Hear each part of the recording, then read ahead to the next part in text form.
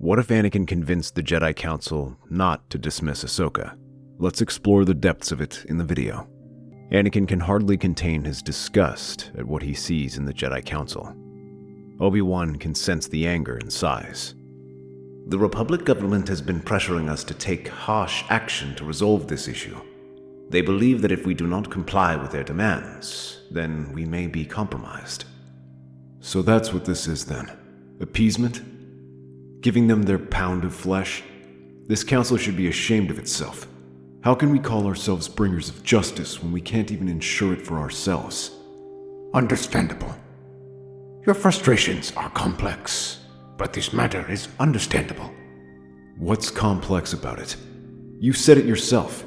Your vision is clouded, and yet you would condemn an innocent girl all because of politics. The Jedi are supposed to be honorable and do what's right even when it's difficult. Especially if it's difficult. The whole room goes silent as they stare at Anakin. For a moment, they look ready to condemn him, but suddenly a look crosses their faces. Shame.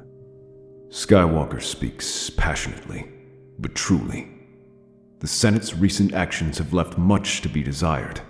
They should be the last people to criticize us about justice. Compromise our beliefs, we should not. Wrong this decision is. Rescind my vote, I do. As do I. The others who voted to kick Ahsoka out suddenly alter their votes, now all fully supporting her. This causes quite a stir in the public, and the Senate are quick to use it against them. But whatever criticism they have soon vanishes as the truth is revealed. Anakin captures Barriss, who confesses to their crimes. Suddenly, the Chancellor and his allies are on the back foot, as they must reluctantly retract their statements and acknowledge the Jedi's wisdom in handling the situation. Although the Council tries to explain their actions, Anakin and Ahsoka are furious that the Jedi Order is being politicized in such a way. To their surprise, the Council agrees. After hearing Anakin's words, it is like a cold awakening at how close they came to surrendering their values and breaking the Jedi Code. The Jedi agree to try and make some changes to understand the needs of the people once again. As Anakin and Ahsoka seem most in tune with the regular citizens of the galaxy, they place them in charge of this new organization. As usual, the first to congratulate Anakin for his role is Palpatine, who contacts Anakin and offers his thanks. But while he is normally eager for praise from the Chancellor, Anakin now responds with cool courtesy. This event shook up his trust in the government, especially the Chancellor. Seeing how close the Chancellor was to destroying the future of his apprentice, Anakin doesn't feel comfortable being with him. As the head of this organization, Anakin spends his time visiting the lower districts and refugee camps of the Jedi Order alongside Ahsoka and Padme. The three are perhaps the only ones who seem to have the people's trust. Anakin's status as a war hero has him practically revered by the refugees. Ahsoka's recent trial has won her the sympathy of the people of Coruscant, who face injustice every day, and Padme's efforts to help the poorest of the poor are well known. This allows the people to slowly open up to them. They spend weeks there slumming with the people, listening to their woes, sharing their food, and trying to understand what they are going through. The biggest concern they have is the war, but not because they fear the CIS. Instead, they are worried that they are forgotten. As the war drags on, they feel their freedom and rights are slowly being chipped away, while the services which the government used to provide are no longer there. Meanwhile, they are equally disillusioned with the Jedi Order, who are their protectors.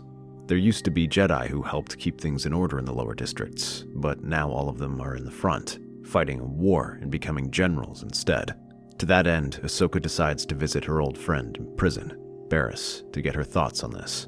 I wasn't expecting to see you here. Not after what I did. Believe me, I wouldn't be here if I didn't think it was important. But you said something that got my attention. That we're an army fighting for the dark side. Opened your eyes, have you? Look around you, my friend. Is this what you pictured the Jedi doing? Fighting in a war? Leading troops at our age? Having to watch our friends die because the Republic wished to make us soldiers? You can't blame the Republic for that. That was Dooku's doing. What were we supposed to do? You act as if we're the only ones who can stop him. There are millions of soldiers willing to fight. Why does it have to be us? That's exactly why I chose this path. We act like we're heroes, like we're the only ones who know what's right. That arrogance has blinded us. Tell me, When was the last time you felt like the Jedi were acting in the best interests of the people instead of just trying to win this war? Not your master, but the Order as a whole. Ahsoka opens her mouth, but then bites her lip as she struggles to come up with an answer. In truth, she's also had her share of misgivings. The recent actions on Onderon and her adventures on Felucia with some bounty hunters made her question these things. While the Jedi are more open to listening now, it raises some concerns about how they can resolve this problem. As the war is still going on and escalating with the Outer Rim sieges, many question how they can get out of the war. The Senate urges all military forces to fight in various Outer Rim threats to put an end to this galactic war. But Anakin and Padme instead come up with a solution. They point out that with the CIS pushed out of the core territories, there's less need for the Jedi here to be as militarized. Instead, those serving here can focus on humanitarian roles, especially the younger knights and Padawans. As the clones have now gained years of experience, they can effectively take over military command in some places, letting the Jedi scale back their military role and transition into more peaceful existence. Meanwhile, those serving in the Outer Rim can split their role, still helping the military but also helping rebuild. Anakin even goes as far as to suggest they re-establish new temples in the Outer Rim, but not as military bases. Instead, these will become humanitarian efforts where the Jedi can help the affected populations. Instead of framing it as abandoning the war effort, the Jedi present it as a sign of faith in the Republic, proof that they believe the war is nearing its end. Their focus, they claim, is shifting toward rebuilding and doing their part to restore what was lost. The Jedi stationed in these sectors do more than simply lead troops. Now they can better conduct humanitarian missions and understand the local threats aside from the CIS. Local leaders are invited to consult and plan with the Jedi, creating new ways to help people. The Jedi's reputation with the people begins to recover as they see some tangible improvements in their life, and the Jedi simply appear more present. Instead of being trapped and dealing with situations on their own, they see the Jedi and some local troops patrolling the streets, visiting isolated villages, and storming smugglers' dens. Seeing this success, Palpatine is furious, as this might win the public's support back to the Jedi Order. He begins looking for ways to undermine them, trying to limit their resources or redeploy their forces. However, things aren't as simple as they were before. With Anakin now suspicious and angry at the Senate, he begins to find ways to get around them, either fundraising supplies, finding volunteers to work at the temple, or getting local groups more involved to cover for any manpower shortages. Although it isn't perfect, by starting to distance themselves from Coruscant, the Jedi begin to regain their independence. Soon enough, they take another step and say that any Jedi who wishes to resign their role in the Republic military will be permitted and allowed to work in the civilian area. Seeing how bad the situation is turning, Palpatine decides he cannot use the Senate alone to accomplish his plan. Instead, he must defeat the Jedi through the people.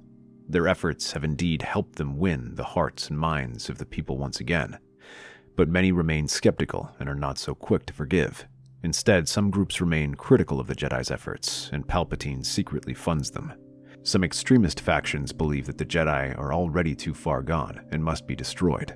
These efforts are simply them trying to desperately regain the trust of the people or cover up their poor performance in the past. Among them are those who have allied with Barriss in the past and wish to bring the Jedi down. They are roused within the bowels of the lower districts of Coruscant, people who have been neglected more than anyone else. These are places of crime and chaos that even the Jedi struggle to control. Here, Palpatine builds his organization, having smugglers send down weapons and equipment for them to fight. These partisan groups take this as their chance to strike. They ascend to the upper levels with the intent of causing some chaos. At first, their attacks are small and not meant to hurt anyone. They vandalize Jedi and buildings with graffiti that condemns them, while others simply destroy government vehicles as marks of protest. Although this angers the government, vandalism and destruction of public property are far from the worst things, and most are satisfied to send more members of the Coruscant Guard to the affected areas. However, it does have the effect of scaring the civilian population. They see these vandals doing these things, sometimes in broad daylight, and other times they hear it late at night and wonder if they are safe. While the Coruscant Guard helps put some fears to rest, this leaves them open to the next phase of their plan. The partisans soon strike again, this time armed with blasters and explosives instead of spray paint and power tools. They begin lobbing explosives into guard outposts or ambushing patrols while they walk through the streets. One of the worst incidents happens when one partisan hurls a grenade into a small prison, killing several guards. Vandalism is one thing, but these are now seen as acts of violence against the state, and Palpatine authorizes Commander Fox to act in kind. Patrols are doubled, and reinforcements are now sent to the lower levels. Instead of acting like police, though, these troopers find themselves closer to acting as an army in a war zone. The partisans eagerly wage war against them, claiming the Republic is trying to silence them. Their weapons allow them to match the clones in terms of equipment, leading to high casualties on both sides. Meanwhile, the civilian population is caught in between, as the clones are focused on restoring order at all costs. They fight through the streets into partisans. They burst into houses in search of suspected rebels, imposing strict curfews and arresting anyone who breaks the rules. Rather than intimidate the rebels, this only infuriates the civilians, leading to some angry citizens joining the partisans. Within weeks, the death toll is mounting as hundreds die, and it is now spiraling out of Commander Fox's control. The Senate desperately appeals to the Jedi Order for help, asking them to intervene. But the partisans will not have this and threaten to escalate the situation if the Republic or Jedi send any more soldiers.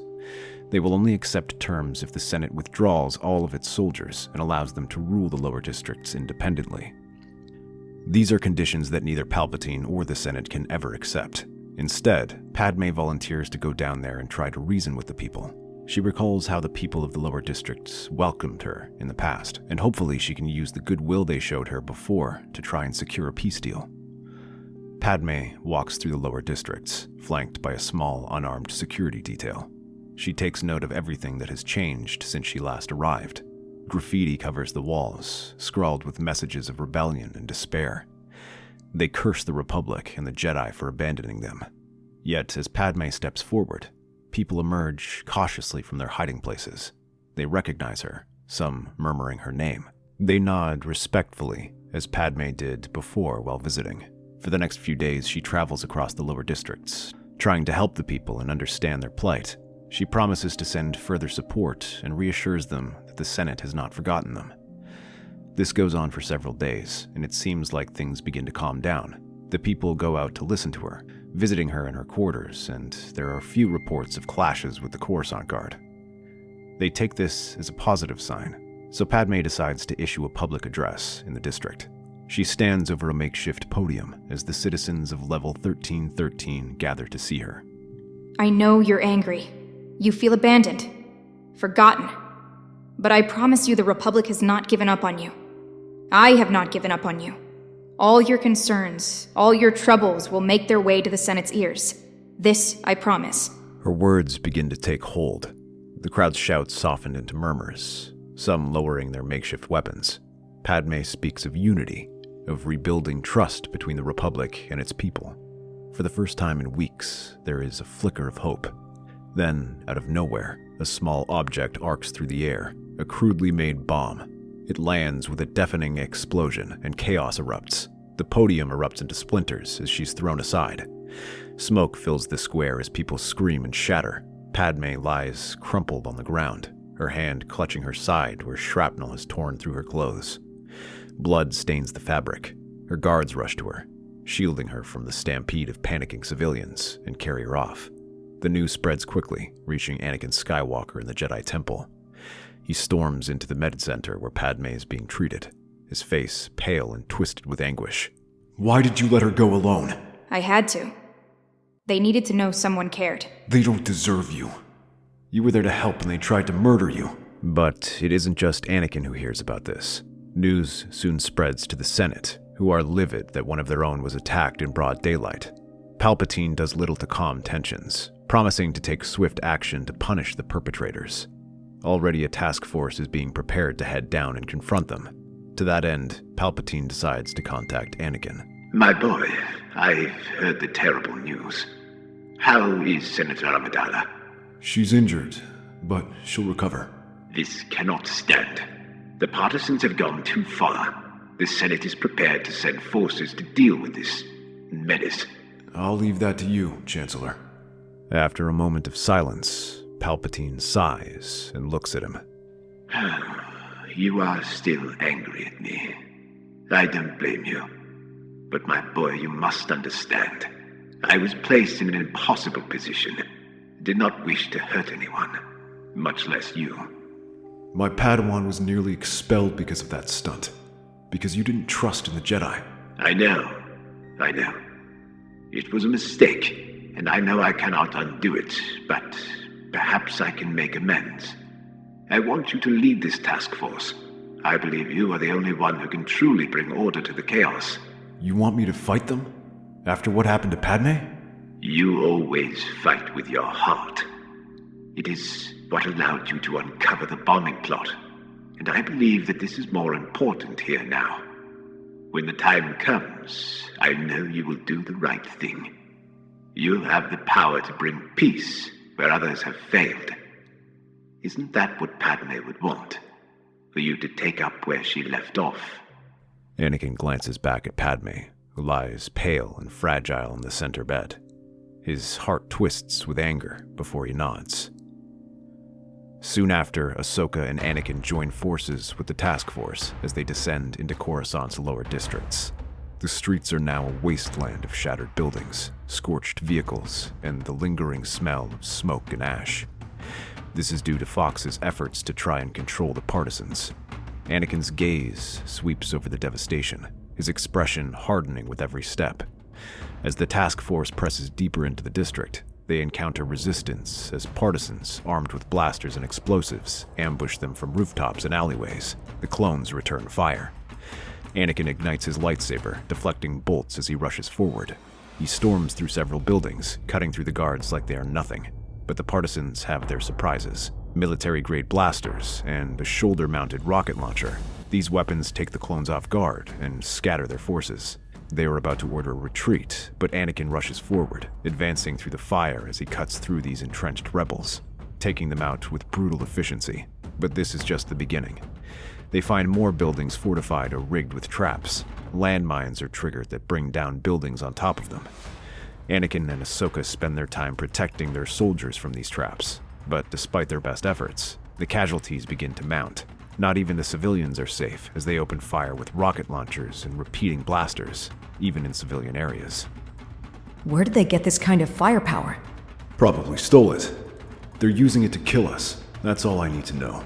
The skirmish escalates into a full-blown battle. Civilians scream and scatter as stray shots destroy what little remains of their homes. Anakin's movements become increasingly aggressive, his strikes fueled by the memory of Padme lying injured and bleeding in the center. But seeing the chaos they are causing now only enrages him further as he cuts through the last of them and secures the area. But while Anakin begins his plan to push forward, Ahsoka begins to suspect there is something more. When the fighting subsides, she begins her investigation, conducting quiet inventory checks and speaking with Commander Fox's men. They reveal that they didn't bring any heavy weapons with them, which means the partisans couldn't have just stolen them. As they advance, Ahsoka tries to talk to the civilians while providing a humanitarian effort. Many are too frightened to talk, but with a few whispers about an anonymous benefactor who has been supplying the partisans with weapons. Most only catch a glimpse of him on the streets or in secret meetings. He certainly must be quite powerful to access these weapons. Ahsoka begins to suspect who this might be, just as the situation gets worse. Under Anakin's leadership, the partisans begin to fall. He is relentless in his pursuit, storming through building after building and clearing them out with ruthless efficiency. Soon they begin to track down the remaining leadership of the partisans to a crumbled warehouse. The whole place becomes a labyrinth of traps and ambushes as they fight tooth and nail for every step. But soon, Anakin finds the leaders in one of the offices. He strides forward, lightsaber ignited. Ahsoka steps between him and the cowering leaders, raising a hand. Anakin, stop! Killing them won't solve anything. They deserve justice. And they'll get it. But not from here. Padme wouldn't want this. Please, we're not here to be the Senate's dogs anymore. We're Jedi. Fine. They better tell us everything. All right. Let's start with your benefactor. Who has given you these weapons? We stole them! Anakin ignites his lightsaber and steps closer, while Ahsoka crosses her arms. We want real answers. We know these weapons are too powerful for the Coruscant Guard. I also know that someone has been supplying you with weapons. Now why don't you tell the truth, so we can lock you up and keep you away from my friend? I don't have names. He comes in, gives us the weapons and some instructions, and then leaves. What are these instructions? When he first started giving us weapons, it was to cause trouble. Give the Coruscant Guard reason to come here so we can take them out. But before you showed up, he was telling us to cause as much destruction as possible, slow you down, and make sure you felt the pain. The partisans begin to describe how he looks, describing him as an older human, but that is all they know about him since he kept his face covered. It is enough for Anakin, though, who already suspects who it might be. Once they return to the surface, Anakin storms into the Chancellor's office. Palpatine's expression is calm, almost amused. Anakin, to what do I owe this unexpected visit? Don't play games with me, Chancellor. The partisans, the weapons. It was you, wasn't it? I'm not sure what you mean, my boy. Don't lie to me again. You almost took my Padawan, and now you tried to take away Padme. He ignites his lightsaber and holds it up to him. And why would I do such a thing, Anakin? Because you thrive on chaos, and you enjoy manipulating everyone. Admit it. You've grown perceptive, my young friend. A pity it's come too late. As for me enjoying manipulating others, you all make it so easy. He suddenly leaps to his feet, his desk flying forward towards Anakin. He slashes the desk in half just as Palpatine releases a torrent of Force lightning. Anakin picks up the pieces of the desk and uses them to shield himself, just as it explodes all around him. Palpatine leaps over, his lightsaber slashing at him, but Anakin manages to defend himself, their blades clashing with a deafening hum as their emotions pour over. Anakin's rage and betrayal meet Palpatine's excitement and ambition. As it grows stronger, their attacks become blinding. Anakin dodges Palpatine's first strike and moves to the side, trying to flank him and strike at his head. But the Sith Lord smiles and ducks under, driving his palm into Anakin's stomach and throwing him back. As he falls to the ground, Palpatine follows with an overhead slash that nearly takes his head. Laughing, the Sith Lord follows with several lazy chops. Each of those forces Anakin back, but as the last one connects, Anakin unexpectedly pushes forward and shoves Palpatine back. Palpatine stumbles as the door opens, and Ahsoka makes a stab at him. The attack narrowly misses, forcing him to dodge out of the way. He glances at the two of them as they come at him from opposite sides. Ahsoka moves fast, like a viper, her strikes lashing out at all his vulnerable spots, while Anakin continues to hammer him, shoving him back. Palpatine loses his balance, but continues to fight. Snarling, he raises his hand and throws another wave of Force energy. This time the pair dive out of the way, Ahsoka going low and trying to sweep at his leg, but Palpatine counters with a surge of attacks. His movements are too fast for the young Padawan, who tries to give ground as she struggles to defend against his attack. Seeing her starting to give ground, Palpatine smiles as his confidence surges and sweeps his lightsaber and sends one of her weapons flying. But seeing her struggling, Anakin suddenly surges forward, sweeping into the fight. He stops a killing blow and locks sabers with Palpatine. Blinking, Palpatine tries to surge forward, but Anakin doesn't budge and drives him back. He whirls and slashes at Palpatine's side. When the Chancellor moves to block, he slams his fist into him several times. The blow sends him reeling back and follows with a kick. Palpatine struggles back to a corner. One blow glances across his side, leaving Anakin wincing, but Palpatine moves to strike it again. He shrugs it off and continues to step forward, glaring and trying to slash at him again. But Anakin is faster and whirls around, removing the Chancellor's head. After this, the Senate is in an uproar, but testimony from the partisan leaders and their mysterious allies throws some questions about what happened. An investigation is conducted that shows the missing weapons and how Palpatine was missing during the times when the partisans met up with their contact. This is enough to cast doubt on him, especially since it means he was part of the attack on Padme, something that shakes up even his most loyal allies. Soon after, more investments are made in the lower districts to improve its infrastructure and living conditions. Padme heads this operation once she is recovered. Meanwhile, the Jedi's demilitarization continues, and by the end of the war, they are demilitarized entirely. Thankfully, that happens sooner as the CIS are left without their plan, throwing them into chaos and allowing the Republic to crush them. That's our theory. The Star Wars universe is a galaxy filled with exciting stories and possibilities, and we love exploring them. If you want to accompany us on this journey to a galaxy far, far away, then please like, share, and subscribe to our channel.